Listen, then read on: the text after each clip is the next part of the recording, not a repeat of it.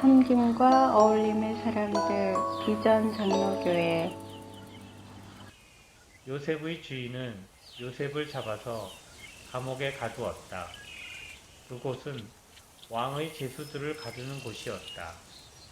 요셉이 감옥에 갇혔으나 주님께서 그와 함께 계시면서 돌보아 주시고 그를 한결같이 사랑하셔서 간수장의 눈에 들게 하셨다.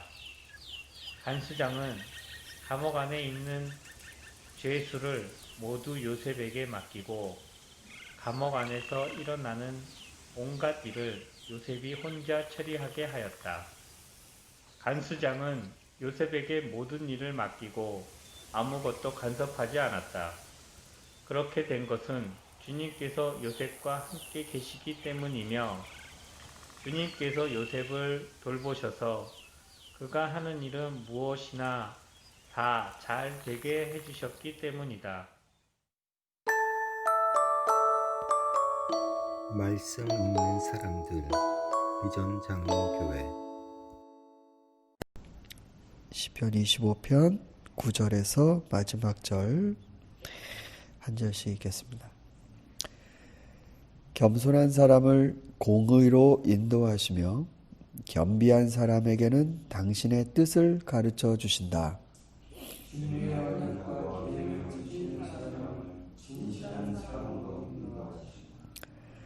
주님, 주님의 이름을 생각하셔서라도 내가 저지른 큰 죄악을 용서하여 주십시오.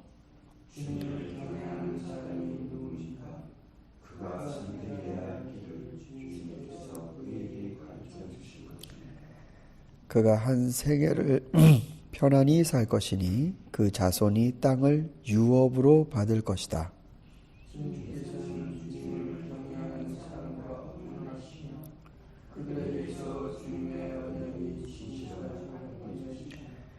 주님만이 내 발을 원수의 올무에서 건지시는 분이시기에 내 눈은 언제나 주님을 바라봅니다.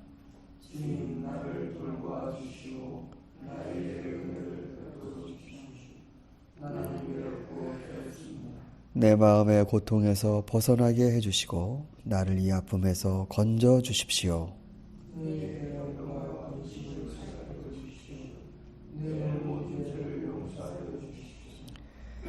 내 원수들을 지켜봐 주십시오. 그들의 수가 많기도 합니다. 그들은 불타는 증오심을 품고 나를 미워합니다.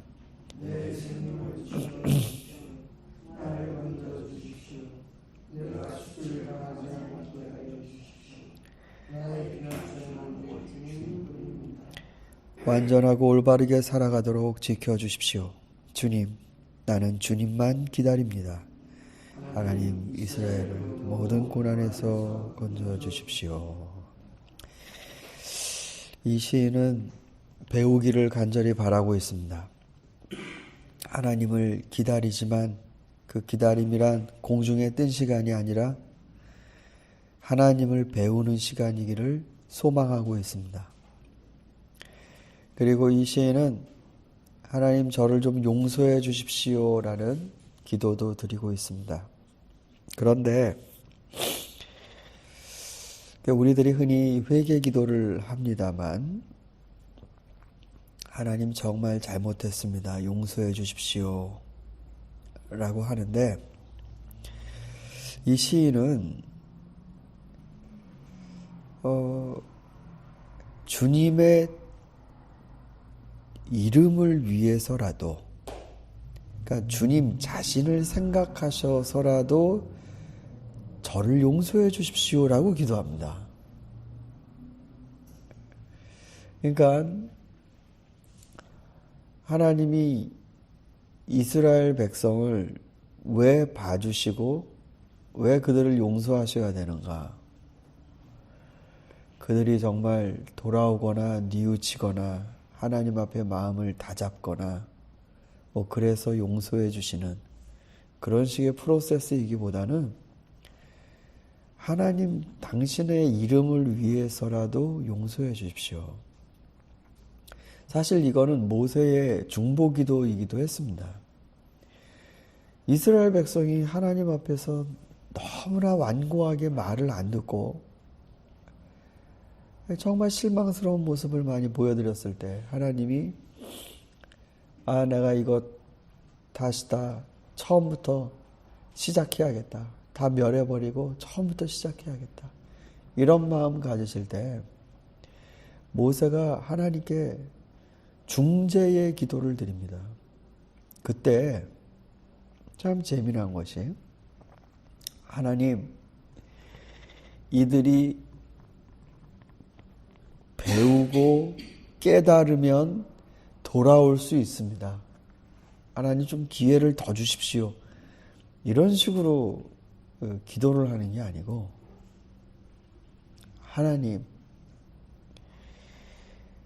하나님이 구원하시려고 여기까지 데려온 백성을 이들이 완악하다고 해서 하나님 멸해버리시면 결국 세상의 이 이방 민족들이 하나님을 조롱할 것입니다. 그러니까 하나님, 당신의 이름을 위해서라도 용서해 주십시오라고 기도합니다. 그러니까 인간에게 소망이나 어떤 여지를 두는 중재의 기도가 아니라 하나님, 그렇게 하시면 하나님 영광이 가려질 수도 있지 않겠습니까?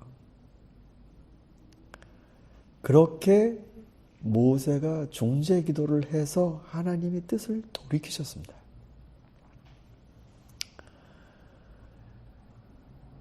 욥의 그 탄원 가운데도 그런 게 나옵니다.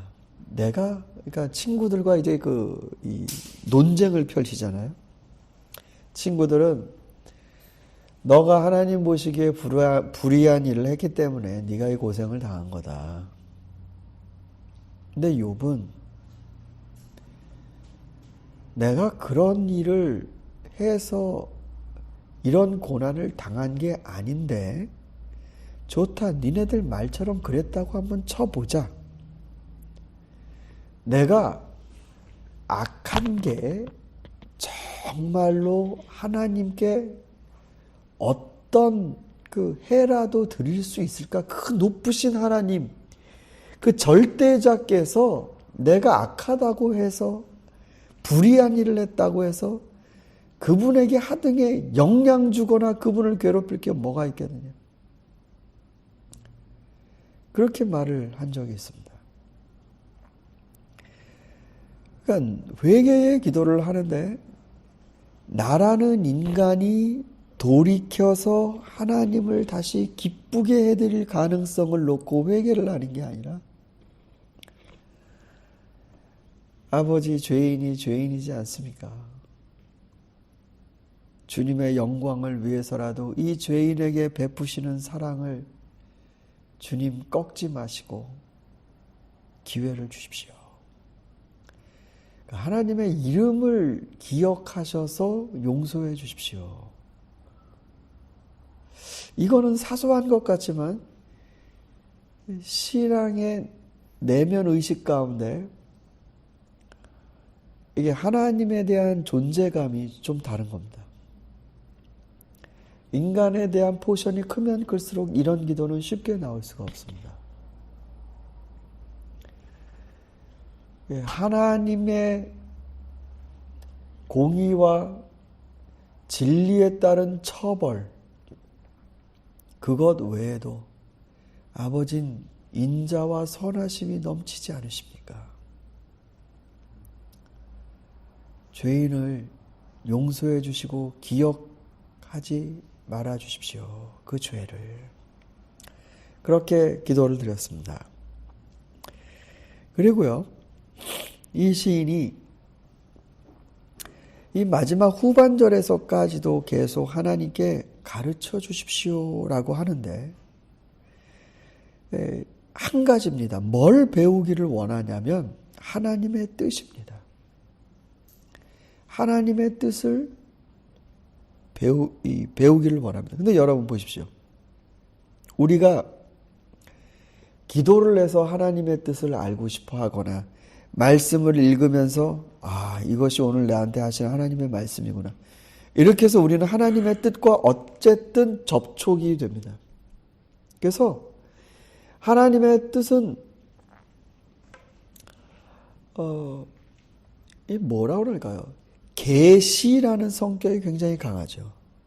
계시라는 거는 이 덮여져 있는 것 같았는데 이게 오픈된 겁니다.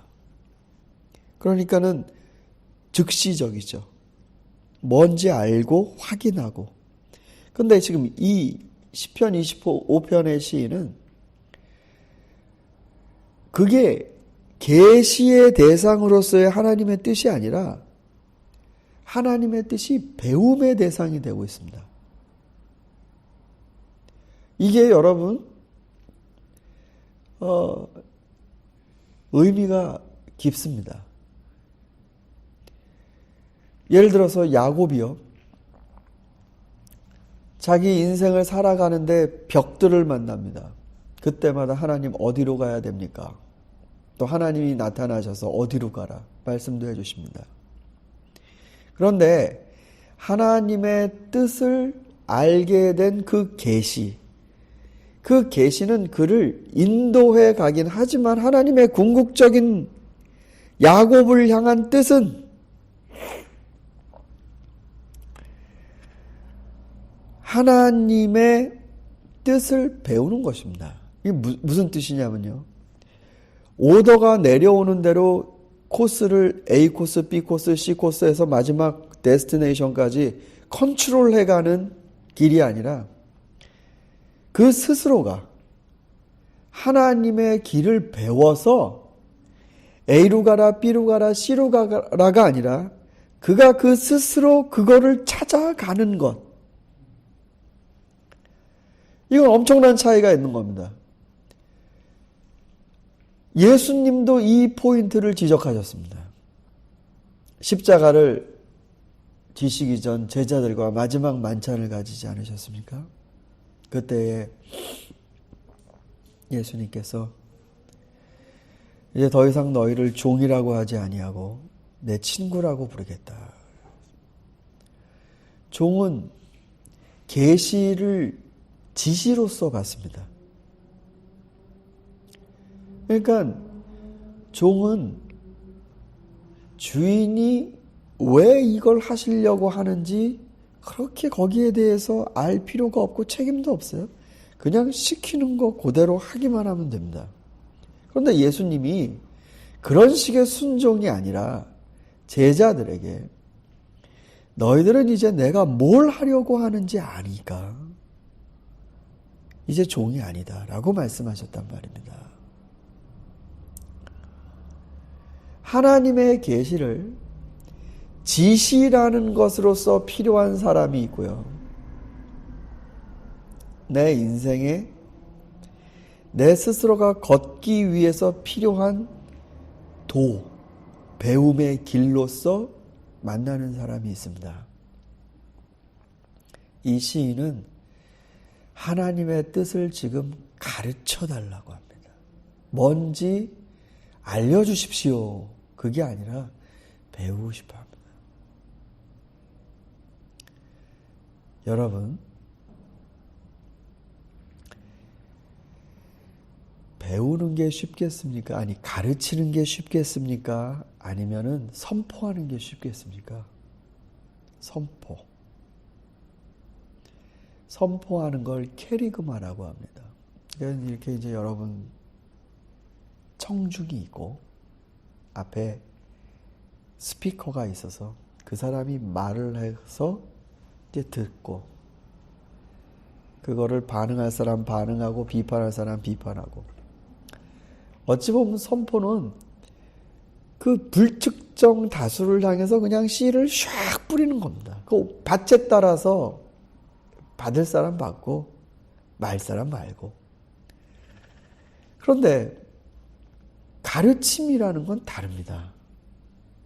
가르침이라는 건 받을 사람 받고 안 받을 사람 안 받고가 아니라 안 받을 사람을 그걸 이해를 시키고 설득을 시키고 그래서 그 사람 안에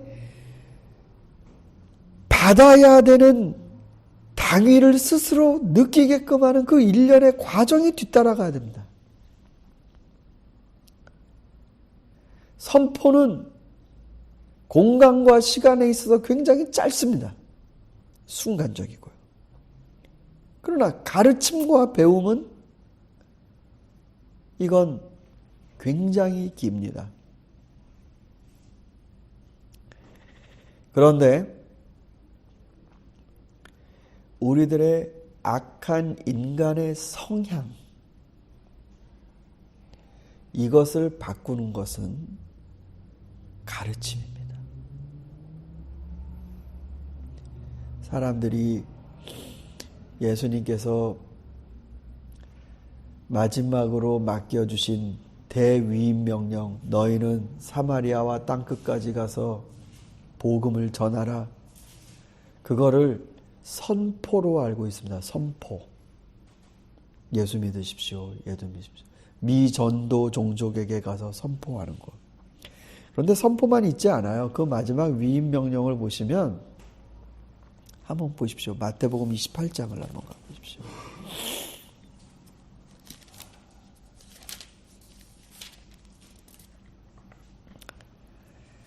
마태복음 28장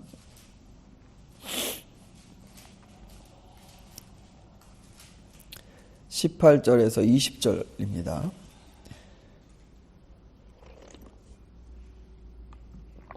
같이 읽겠습니다. 시작. 예수께서 다가와서 그에게 말씀하셨다. 나는 하늘과 땅의 모든 권세를 받았다. 그러므로 너희는 가서 민족을 제자로 삼아 아버지와 아들과 성령의 이름으로 세례를 주고 내가 너희에게 명한 모든 것을 그들에게 가르쳐 지키게 하라. 보라, 내가 세상 그날까지 항상 너희와 함께 있을 것이다. 자, 행동의 그 양식이 일단 가는 겁니다. 가라가 하나 나옵니다. 그리고 제자를 삼아라, 이게 두 번째입니다. 세례 주라가 세 번째입니다. 그리고 네 번째가 가르쳐 지키게 하라. 그리고 끝입니다. 그러니까 가라. 세례 주라. 예. 그렇죠? 제자 삼으라. 그리고 세례 주라. 가르쳐 지키게 하라. 그러니까 우리들이 받은 예수님이 맡겨주신 명령은요, 이 전도, 그러니까 예수님 믿으십시오라고 전도하는 거에서 끝나는 게 아니라 가르쳐 지키게 하라. 이거는 굉장히 긴 프로세스입니다. 가르친다라는 거죠. 이게요, 여러분, 가르침의 목표가 뭔지 아십니까? 가르침의 목표가. 그걸 공자는 습이라고 그랬습니다. 습. 익힐 습자 있죠? 습. 습관할 때 습. 그 습이 성을 바꿉니다. 경향, 성향, 습성할 때요. 습이 성향을 바꿉니다. 그러니까 한 번에 뜨거운 물에 한번 들어갔다가 나오는 이게 아니라 뜨거운 물에 익숙하도록 계속 그 습을 익혀서 뜨거운 것에 대한 성을 심어주는 겁니다. 그게 교육입니다. 예수님이 우리에게 맡겨주신 이 명령은 캐리그마가 아니라, 선포가 아니라 디다케입니다. 가르치라. 여러분들이 뭐 가족 안에서나 일하는 사람들에게서나 한 번 말해서 안 들으시면 굉장히 답답하시죠.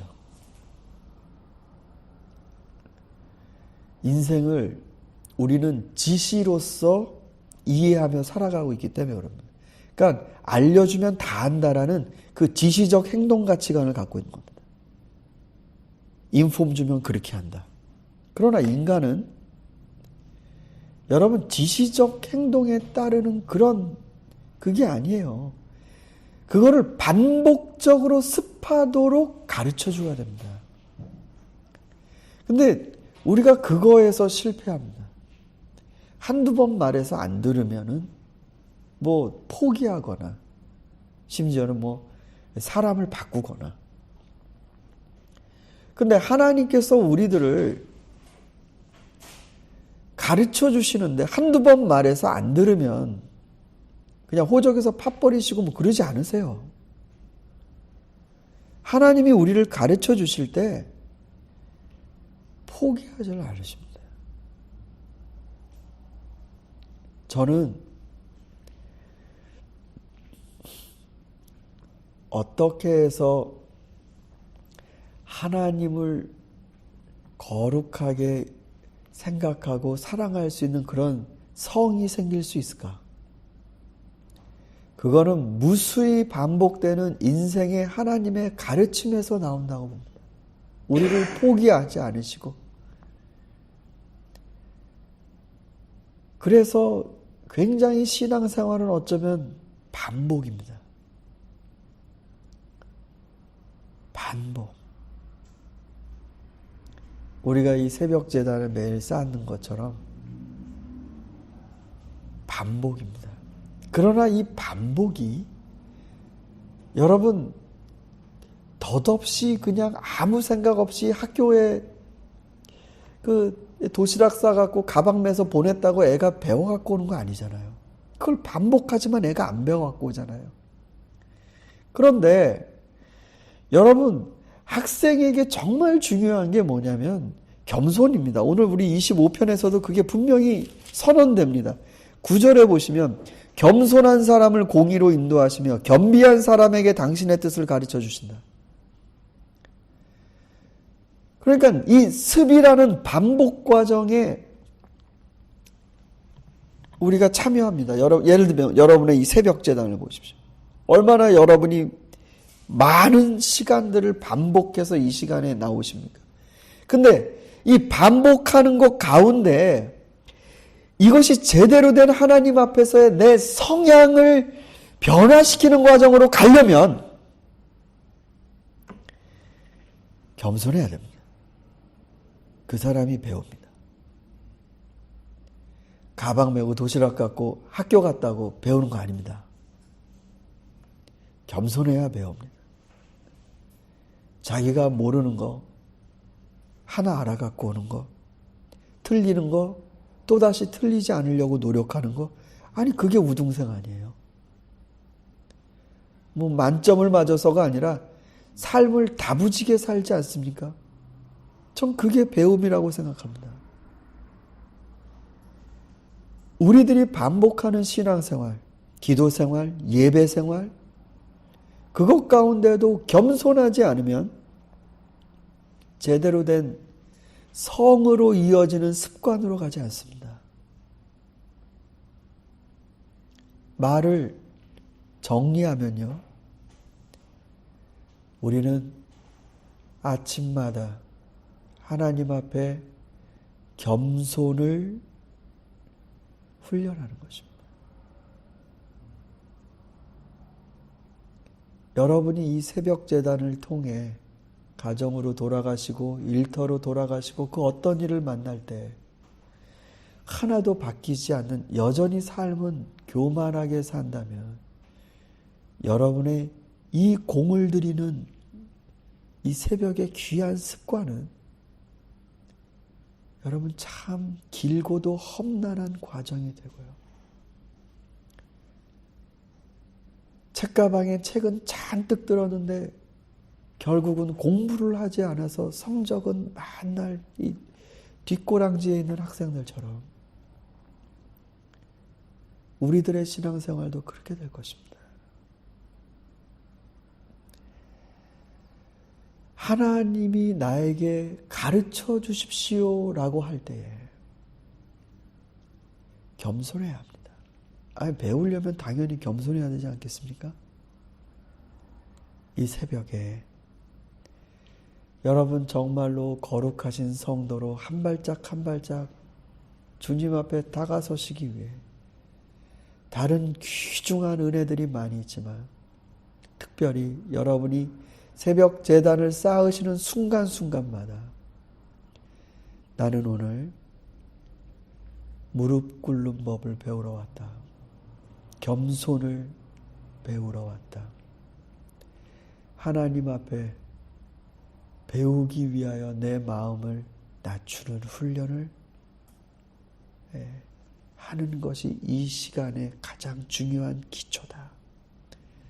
이 생각을 잊지 마시고 여러분의 이 신앙생활 가운데 정말 하루하루가 서서히 하나님의 사람으로 변화되시는 그런 축복이 있기를 바랍니다. 우리 같이 기도드리겠습니다. 말씀 듣는 사람들 비전 장로교회 방언 기도. 방언은 성령의 역사로 인해 교회가 살아있을 때 나타날 수 있는 현상이다. 따라서 우리는 언제든지 방언의 은사가 나타날 수 있다는 열린 마음을 가져야 한다. 내가 여기서 말하려는 것은 성령의 임재로 인해 나타나는 방언 현상이다. 에머리 대학교의 루크 존스는 초기 기독교의 종교체험 Religious Experience in Early Christianity 에서 신약 성경의 배경에 근거해 방언을 이렇게 정의한다. 요약하면 그동안 살펴본 성경의 모든 증거는 방언이 강력한 감정 상태에서 터져나오는 언어적 표현임을 의미한다. 방언은 실제 언어가 아니라 어느 정도의 질서를 가진 중얼거림이다. 특히 그것이 처음 나타날 때 말하는 사람은 자신이 어떤 영적 능력에 힘입고 있음을 체험한다. 이 체험은 그 사람에게 해방감과 기쁨을 선사한다. 개인에게 있어서 방언은 영적 실제에 대한 언어적 상징일 수 있으며 공동체에게 그것은 강력한 영적 현존의 표현일 수 있다. 그것은 인간의 말이며 그 의미는 종교적 체험의 일종이라는 데 있다. 이 정의에 비추어 보면 현재 한국교회가 방언에 대해 가지고 있는 견해가 지나침을 알 수 있다. 지나친 것은 부족한 것만 못하다. 모든 방언을 성령의 현상으로 보아도 안 되고 방언 자체를 신비한 언어처럼 보아서도 안 된다. 흔히 일어날 수 있는 종교 현상으로 보는 것이 가장 안전하고 정확하다. 그것 자체보다 그것을 어떻게 사용하느냐가 더 중요하다는 뜻이다. 방언은 다른 도구처럼 그것 자체로는 중립적인 도구다. 잘 사용하면 도움이 되고 잘못 사용하면 해가 된다. 개인 기도에서 방언은 좋은 도구다. 물론 기도자는 방언의 의미를 알지 못한다. 하지만 의미 없는 말을 한다고 해서 그 행동 자체가 무의미한 것은 아니다. 로버트 웨버의 피의 예수를 원어로 들을 때 우리는 그 의미를 거의 이해하지 못한다. 하지만 그 곡을 통해 정서가 순화되고 성화되는 경험을 한다. 마찬가지로 방언 한마디 한마디를 해석하는 것은 불가능하지만 그 말의 전체적인 정서와 의미를 느낄 수 있다.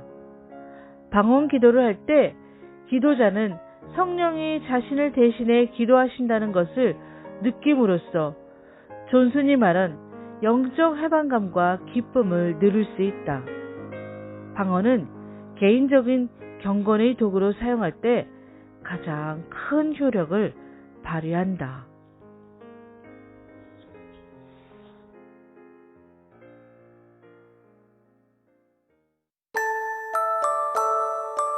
책에서 길어내는 영성.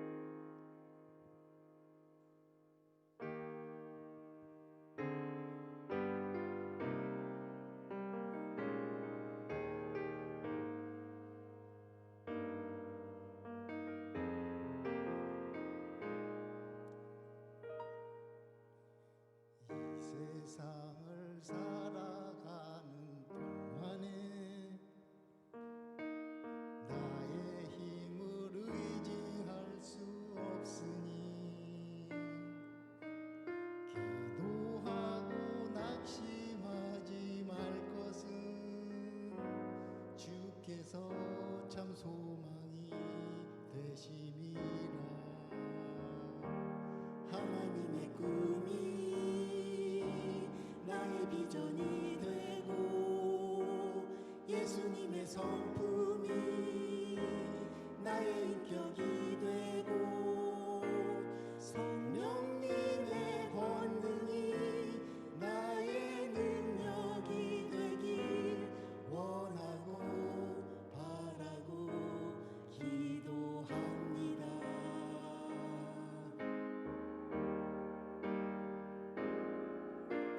이 세상을 살아가는 동안에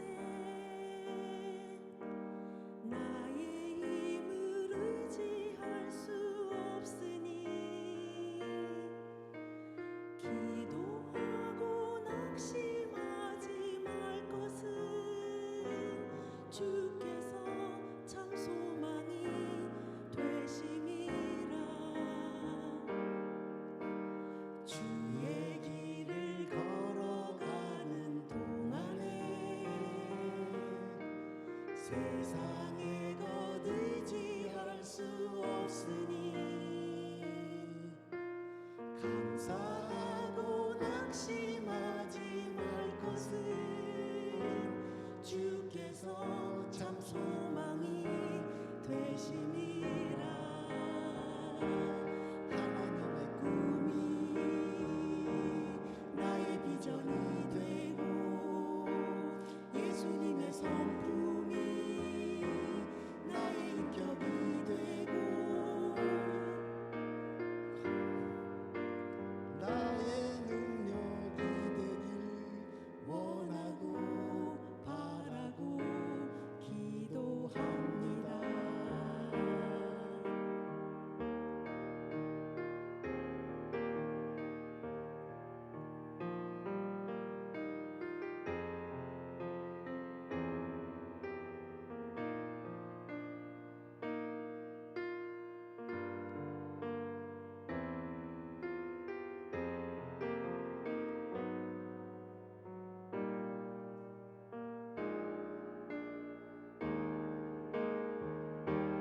하나님의 꿈이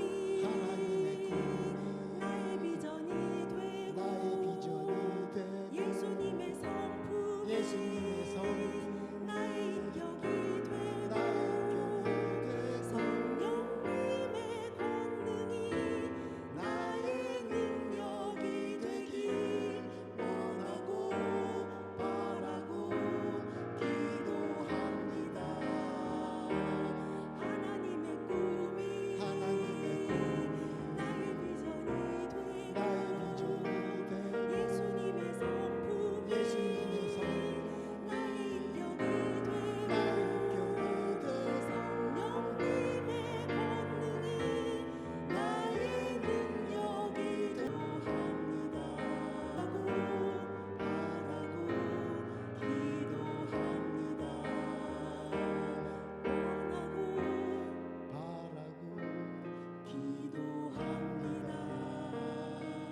원하고 바라고 기도합니다.